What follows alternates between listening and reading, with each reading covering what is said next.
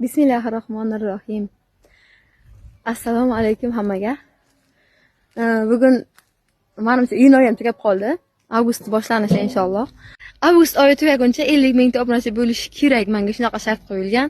Agar 50 mingta bo'lmasa, profilingni yurg'izmaysan deb dadasi aytganlar. Men bunga qarshi chiqmadim, chunki vaqtim ham yo'q. Sala sezonga o'tib ketaman. Shuning uchun xo'p, gap nima maqsadda video qo'yaman, shuni aytay sizlarga. Profil ishlatishimni tugatishdan oldin qo'limdan kelgancha hammaga yaxshilik qilmoqchiman, chunki yaxshi mehmonman. Instagramga mana shunchalik darajada bo'ldim, alhamdulillah, Allohga shukr.